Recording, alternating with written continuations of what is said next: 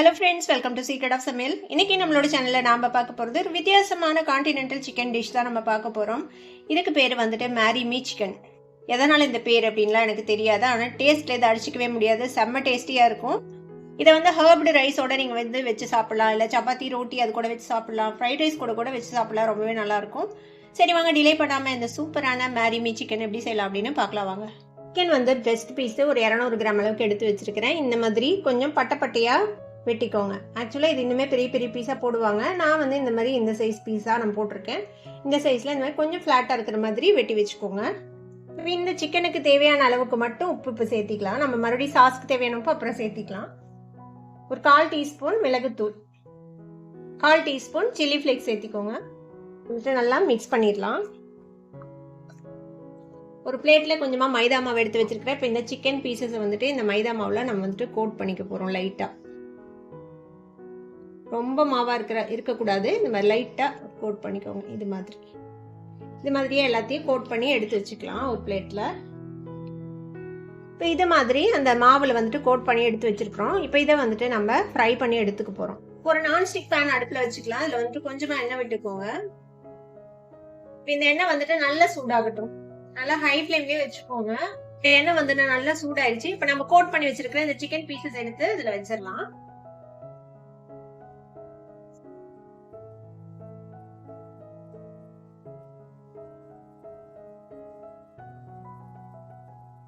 இந்த மாதிரி எல்லாத்தையும் ஸ்ப்ரெட் பண்ணி வச்சாச்சு. இது ஒரு சைடு வந்து ஃப்ரை ஆகட்டும். அதுக்கப்புறம் நம்ம அடுத்த சைடு டர்ன் பண்ணி போடலாம். இது வேகிறதுக்கு வந்து ஒரு 5 to 6 நிமிஷம் ஆகும் ஹை ஃப்ளேம்ல. ஒரு சைடு கொஞ்சம் குக் ஆனதும் நம்ம அடுத்த சைடு டர்ன் பண்ணி போடலாம்.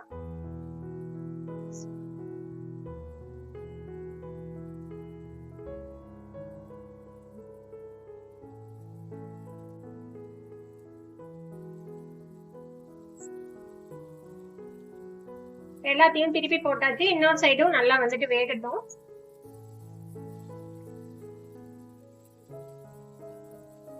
பாத்தீங்கன்னா தெரியும், 2 சைடுமே நல்லா ரோஸ்ட் ஆயிடுச்சு. இப்ப நம்ம இதை எடுத்து தனியா வச்சிடலாம்.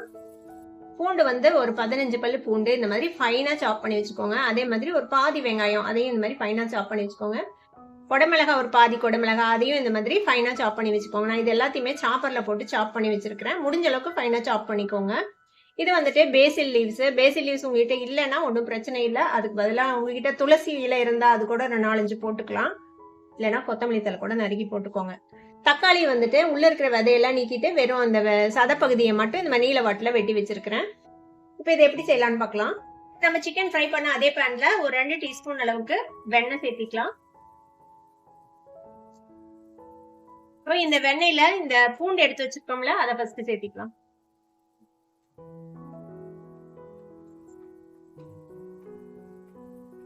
பூண்டு ரொம்ப கலர்லாம் மாறக்கூடாது, லேசா வதங்கணும். அந்த அளவுக்கு தான் வதக்க போறோம். நம்ம பூண்டோட மணம் வர வரைக்கும் இது வந்துட்டு வதக்கிக்கோங்க. கூடவே இப்போ நம்ம இந்த வெங்காயமும் குடமிளகாவும் சேர்த்திக்க போறோம்.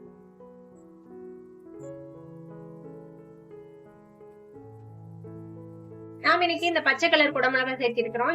இது கூடவே நீங்க வந்துட்டு சிகப்பு கலர் குடமிளகா, மஞ்சள் கலர் குடமிளகா இருந்தா அதையுமே சேர்த்திக்கலாம். அதுவும் ரொம்ப நல்லா இருக்கும், பார்க்க கலர்ஃபுல்லா இருக்கும்.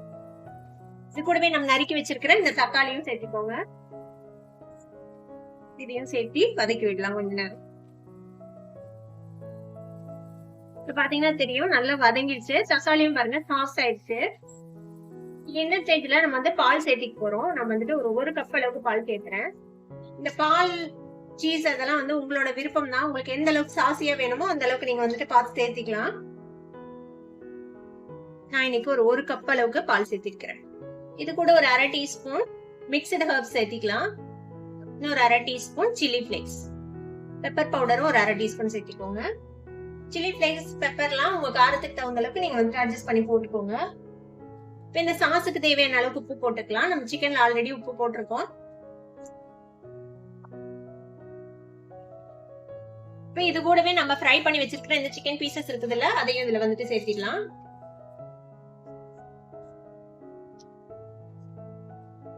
இது கூடவே நம்ம எடுத்து வச்சிருக்கிற இந்த பேசில் இலைகள் இருக்குல்ல, அதையும் சேர்த்திக்கோங்க இதுக்கு மேல. இப்ப இத மூடி போட்டு லோ ஃப்ளேம்ல வச்சுட்டு ஒரு 10 நிமிஷம் வேக வைக்க போறோம். நல்ல சிம்ல வச்சுக்கோங்க. இது வேகட்டும் ஒரு 10 நிமிஷம். இடையில ஒரு தடவை ஓபன் பண்ணி அடுத்த சைடு டர்ன் பண்ணி விடுங்க.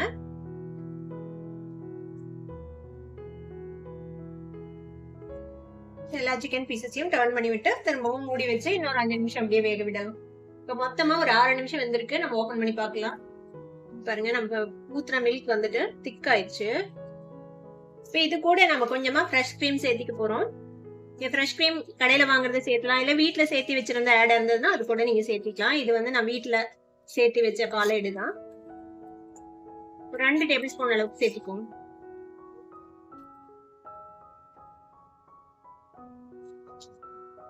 இதையும் கலந்து விட்டாச்சு. இது கூட வேணும் வந்து 1 கியூப் அளவுக்கு சீஸ் சேர்த்திக்க போறோம். இந்த சீஸை வந்து இதுல துருவி சேர்த்திக்கலாம். சீஸ் எல்லாமே உங்களுக்கு எவ்வளவு தேவையோ அந்த அளவுக்கு நீங்க போட்டுக்கலாம். நான் வந்து 1 கியூப் மட்டும் போடுறேன். இதையும் சேர்த்தி நல்லா மிக்ஸ் பண்ணி விடுங்க, இது மெல்ட் ஆக வரைக்கும். சீஸும் நல்லா மெல்ட் ஆயிடுச்சு. நம்ம போட்ட கிரீமும் நல்லா வந்துட்டு எல்லா பக்கமும் கலந்து வந்துருச்சு. அவ்வளவுதான். இந்த அளவுக்கு சாத்தியான கன்சிஸ்டன்சில நான் வந்துட்டு ஆஃப் பண்ணிட போறேன்.